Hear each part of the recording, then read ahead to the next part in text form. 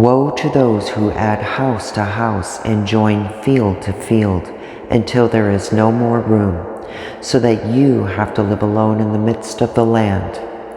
In my ears the Lord of hosts has sworn, surely many houses shall become desolate, even great and fine ones without occupants.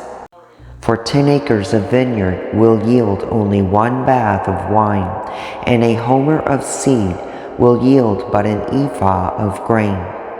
Woe to those who rise early in the morning, that they may pursue strong drink, who stay up late in the evening, that wine may inflame them.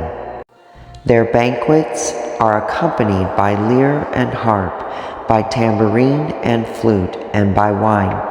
But they do not pay attention to the deeds of the Lord, nor do they consider the work of his hands.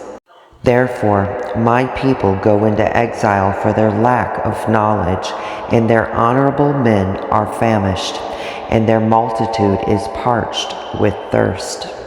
Therefore, Sheol has enlarged its throat and opened its mouth without measure, and Jerusalem's splendor, her multitude, her den of revelry, and the jubilant within her descend into it.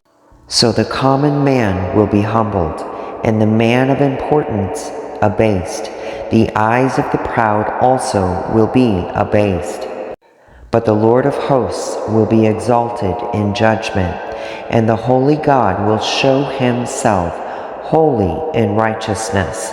Then the lambs will graze as in their pasture, and strangers will eat in the waste places of the wealthy.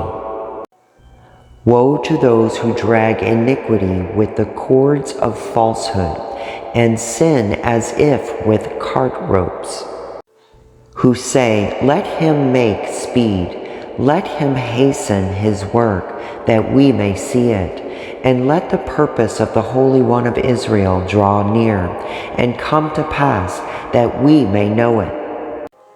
Woe to those who call evil good and good evil, who substitute darkness for light and light for darkness, who substitute bitter for sweet and sweet for bitter. Woe to those who are wise in their own eyes and clever in their own sight. Woe to those who are heroes in drinking wine and valiant men in mixing strong drink, who justify the wicked for a bribe and take away the rights of the ones who are in the right.